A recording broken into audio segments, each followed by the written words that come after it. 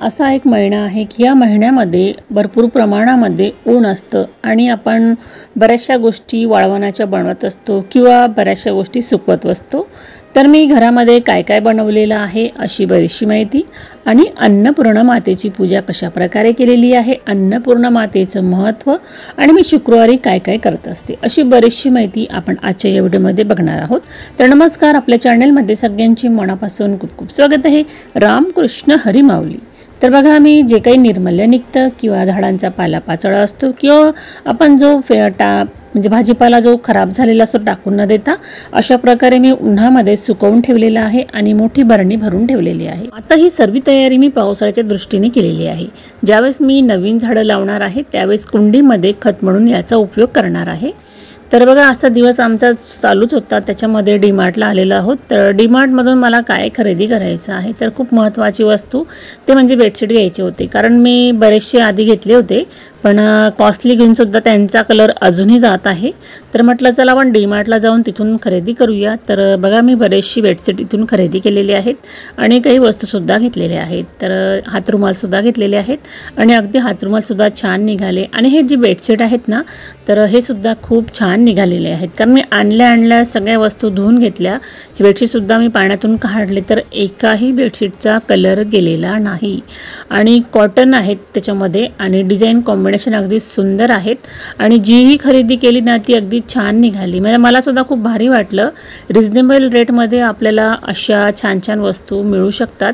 तर आपण अधूनमधून आपले जे दुकानं आहेत ते बदलून अशा बऱ्याचशा गोष्टी नवीन दुकानातून नक्कीच घेतल्या पाहिजे। तर डीमार्टची ही छोटीशी माझी खरेदी आहे। तर बघू शकता, बेडशीट टाकल्यानंतर सुद्धा अगदी दिसायला खूप सुंदर वाटत आहे। आता पुढील खरेदी बघूया। याच्यामध्ये मी बटरफ्लाय घेतलेला आहे आणि एक अशी डिश घेतलेली आहे केळीच्या पानाची आणि हा डब्बा घेतलेला आहे आणि हे बाउल घेतलेले आहेत दोन वेगवेगळ्या प्रकारामध्ये। तर ही जी डिश आहे ही सुद्धा छान निघाली, वापरून बघितली मी। त्याच्यानंतर हे बटरफ्लाय सुद्धा छान आहेत, हे मी डेकोरेशनसाठी घेतलेले आहे आणि हे छोटंसं मी चिनी मातीचं भांडं घेतलेलं आहे आणि काचेचं बाउल। त्याच्यामध्ये हा जो बॉक्स घेतलेला आहे तर हा सुद्धा अगदी छान आहे, कमी रेटमध्ये छान मिळाला। तर अशा प्रकारे त्याच्यानंतर ही जी आहे मिठाची बरणी घेतलेली आहे छोटीशी आणि सुद्धा खूप भारी निघाली।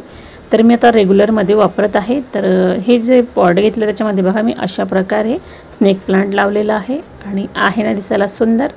तर त्याच्यानंतर बघूया, आता ही जी कोथिंबीर आहे तर मार्केटमधून मी आणली होती। तर आपल्याला प्रश्न पडतो की कोथिंबीरच्या ज्या काड्या आहेत त्यांचं काय करायचं, तर आपण फेकून न देता मी अशा प्रकारे त्या सुकवून घेणार आहे। म्हणून बघा, मी त्या चांगल्या प्रकारे कोथिंबीर निवडून घेतली आणि ज्या काड्या निघाल्या ना त्यांचं मी म्हणजे धुवून घेतल्या त्या आणि त्याच्यानंतर त्या सुकवून वापरणार आहे। तर पुढे बघूच आपण मी कशा प्रकारे ते तयार करणार आहे। तर बघा, अशी मी माझी जी कामं आहेत ही एप्रिल महिन्यामध्ये बरीचशी केलेली आहेत आणि व्हिडिओजसुद्धा माझे आले नाही त्या पिरियडमध्ये। ह्या गव्हाच्या उंबया ज्या आहेत त्या मी जानेवारीपासून सुकवलेल्या होत्या। तर आता त्या थोड्या म्हणजे वरची त्याची बारीक जी दोरे आहेत ते काढून टाकले आणि त्यांना छान अशा प्रकारे केलेलं आहे आणि यांना कलरिंग करायचं आहे म्हणून मी हे तयार करून ठेवले। तर बऱ्याचशा गोष्टी ह्या उन्हाळ्यामध्ये होऊ शकतात म्हणून मी तशीच बरीचशी कामे केलेली आहेत। तर बघा, वाळवणाची वस्तू असो अथवा कुठलीही असो मी अशा प्रकारे सुकायला ठेवत असते। तर टेरेसवर हे काम केलेलं आज ते म्हणजे गवती चहासुद्धा मी कटिंग केलेला आहे, म्हणजे काढलेला आहे।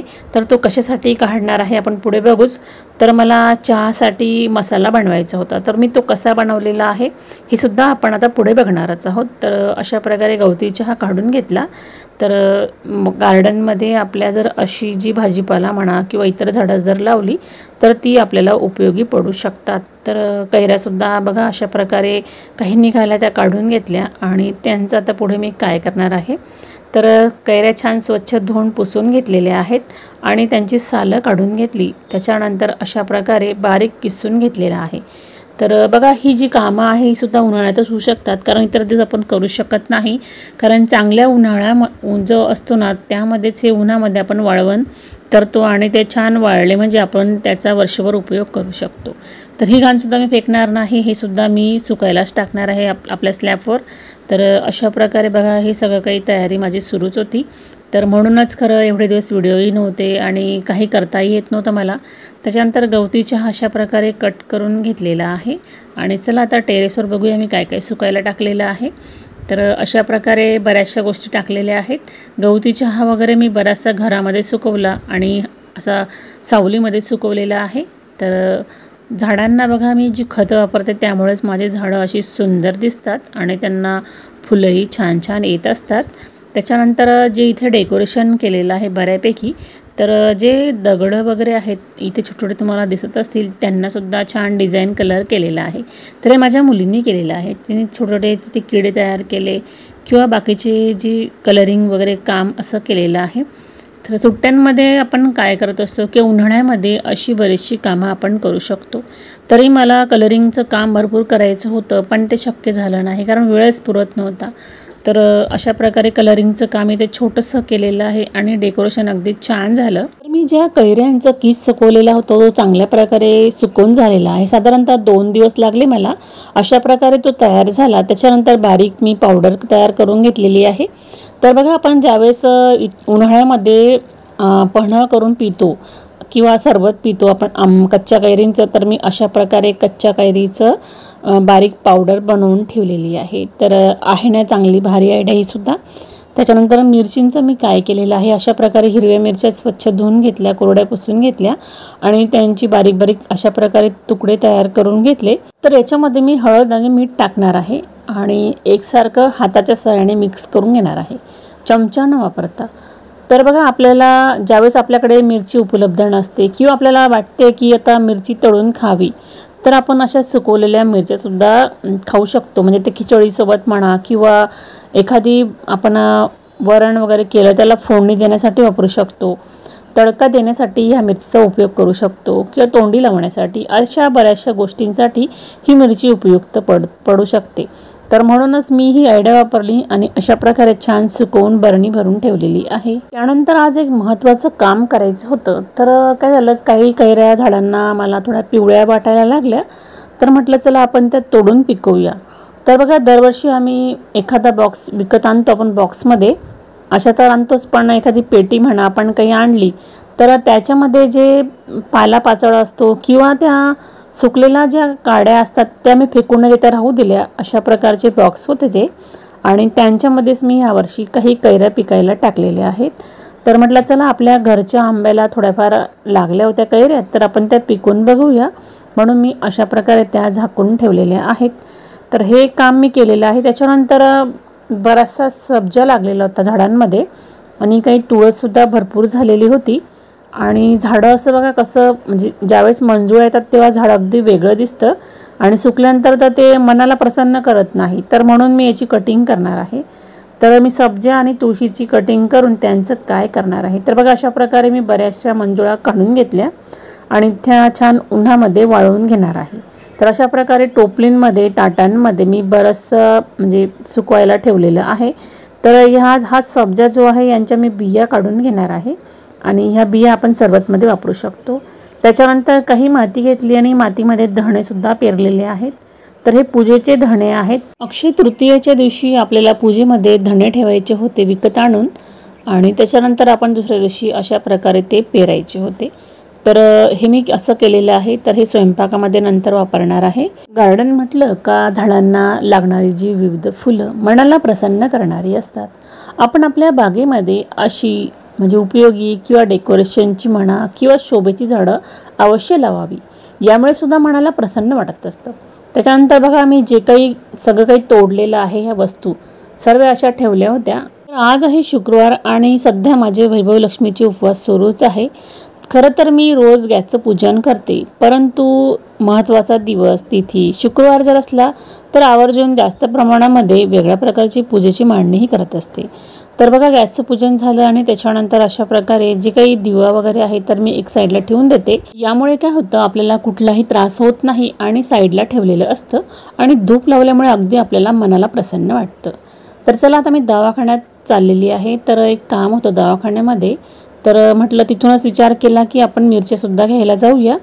तर आज रिक्षात मी पहिल्यांदा बसली बऱ्याच दिवसातून, वर्षातूनच म्हणूया, कारण आता गाडी आहे आपल्याकडे तर आपण जास्त करून गाडीने स्कूटीने वगैरे जातो. आमची जी गाडी आहे सर्व्हिसिंगसाठी टाकायची होती आम्हाला, म्हणून ती टाकून दिली. त्यानंतर माझा मुलगा आणि मी अशा प्रकारे रिक्षामध्ये बसलो आणि छोटासा हा इथे प्रवास केलेला आहे. त्याच्यानंतर उन्हाळा एवढा कडक होता, तर ह्या कडक उन्हामध्ये आणि आज उपवास आहे, तर म्हटले चला आपण उसाचा रस पिऊया आणि त्यानंतरच घरी जाऊया। तर बघा रिक्षाचा प्रवास होता म्हणून आपण जे काही साहित्य खरेदी करतो ते आपल्याला हातामध्ये धरून चालावं लागतं। मात्र आपल्याकडे गाडी असली तर आपल्याला असं काहीही करावं लागत नाही। त्यानंतर घरी आलो आणि घरी येऊन सुद्धा काही कैऱ्या पाण्यात टाकायच्या होत्या, तर लोणचं बनवायचं होतं म्हणून अशा प्रकारे पाण्यात टाकल्या आणि ज्या काही मिरच्या अशी जी काही खरेदी केली होती शिकेकाई वगैरे, तर सगळं काही उन्हात टाकायचं होतं। तर शिकेकाई हा मसाला खरेदी केलेला आहे, त्याच्यामध्ये अशा प्रकारे वेगवेगळ्या प्रकारच्या वस्तू असतात, त्या मला थोड्या खराब वाटल्या म्हणून मी सगळं काही उन्हात टाकून घेतलेलं आहे आणि छान असं कडक सुकवून घेतलं आणि याच्यानंतर याची बारीक पावडर फोम तयार करून आणणार आहे। तर ज्यावेळेस आपण केस वगैरे धुतो ना, तर अशा आयुर्वेदिक पद्धतीचा वापर आपण करू शकतो। याच्याबद्दलचा सुद्धा व्हिडिओ आपल्या चॅनलवर आहे। त्याच्यानंतर हे सगळं काही वाळवलेल्या वस्तू बघू शकता अशा प्रकारे आहे। निंबाचा पाला सुद्धा मी सुकवलेला आहे। शिकेकाई ही अशी एक वस्तू आहे की यामुळे आपल्या केसांची वाढ चांगली होते, आपले केस काळेभोर राहतात आणि आयुर्वेदिक आहे म्हणून आपण तिचा वापर शक्यतो जास्त प्रमाणात करावा। तर अशा प्रकारची पावडर माझ्याकडे नेहमीच केलेली असते, दरवर्षीच करते मी। तर हा जो शिकेकाई मसाला आहे तो आपल्याला मिळून जातो एका दुकानामध्ये आणि आपण तो आणून छान प्रकारे गिरणीतून दळून आणावा आणि वर्षभर त्याचा वापर करावा। त्याच्यानंतर ह्या ज्या गोण्या आहेत तर मी ह्या अशा प्रकारे साचवून ठेवते जेणेकरून मला वाळवण्यासाठी उपयुक्त पडतात आणि आपण याच्यावर वेपर्स म्हणा काहीही टाकू शकतो, अगदी छान प्रकारे निघतात ते। त्याच्यानंतर मिरच्या बघू शकता अशा प्रकारे छान कडक झालेल्या आहेत आणि गवती चहा सुद्धा अगदी छान कडक झालेला आहे। तर ही तयारी तर माझी वर्षभराची केलेली आहे। मी ह्यावर्षी खूप म्हणजे वेळेपासूनच विचार केला होता की आपल्याला ह्यावर्षी काय काय बरंचसं काही करायचं आहे। त्यामध्ये मी मेथीसुद्धा सुकवलेली आहे, म्हणजे ती स्वच्छ धुवून आणल्यानंतर, आणि बरेचसे व्हिडिओज जे आहेत ते काढायला कधी वेळ मिळायचा नाही आणि आपण कसुरी मेथी म्हणतो ना, तर ते सुद्धा आपण घरच्या घरी तयार करू शकतो। तर तसंच मी करून ठेवलेलं आहे। तर ज्या छोट्या बरण्या आहेत त्यांच्यामध्येच मी सगळं काही तयार करून ठेवलेलं आहे आणि अशा प्रकारे माझी ही आजची पूजा बघू शकता। तर शुक्रवारी मी नेहमीच अशा प्रकारे सर्व काही करत असते। तर मेन एंट्रीला सुद्धा आपण अशा प्रकारे दिवा लावणे, धूपबत्ती लावणे हे आवर्जून करावं, जेणेकरून मनाला तर प्रसन्न वाटतं आणि सायंकाळची वेळ जी अशी असते की माता लक्ष्मीचा प्रवेश आपल्या घरामध्ये होत असतो। मंगल कलशाची स्थापना करत असताना आपण ब्रह्ममुहूर्तावर करत असतो, एक तर सकाळी करतो नाहीतर संध्याकाळच्या वेळेस। तर मला सकाळी वेळ मिळाला नाही म्हणून मी सायंकाळच्या वेळेस अशा प्रकारे मंगल कलशाची स्थापना केलेली आहे। तर आपण हा जो कलश आहे तो महिनाभर म्हणजे वर्षभरच ठेवतो, परंतु दर पौर्णिमेला आपण हे नारळ बदलत असतो, ही फुलं पानं आपण अधूनमधून बदलत असतो आणि पाणीसुद्धा चेंज करत असतो आठवड्यातून 2दा 3दा वगैरे असं काही। आणि जे उतरंडी आहे उतरंडीचं सुद्धा पूजन केलेलं आहे। तर उतरंडसुद्धा ही 7ची असते, म्हणजे आपल्या मनावर असतं आपण कितीची ठेवावी, कारण सप्तधान्य म्हणा किंवा 5 प्रकारचं आपण ते पूजू शकतो। तर अशा प्रकारे माझी ही वैभव लक्ष्मी मातेची पूजेची मांडणी केलेली आहे। तर दर शुक्रवारी मी अशा प्रकारे अन्नपूर्णा स्तोत्राचं पठण करते, कारण आता ही सवय झालेली आहे, त्याच्यामुळे मला म्हणजे आठवण येतेच आपल्याला की आपल्याला आज हे वाचन करायचं आहे। पूजा झाली, आरती झाल्यानंतर अन्नपूर्णा स्तोत्र मी आवर्जून वाचते। तर ठीक आहे, आता वैभव लक्ष्मीचे उपवास सुरू आहे म्हणून करते असं नाही, पण इतर दर शुक्रवारी सुद्धा मी हे काम करत असते। अन्नपूर्णा मातेची विधीनुसार पूजन करणे हे सुद्धा खूप महत्त्वाचे आहे।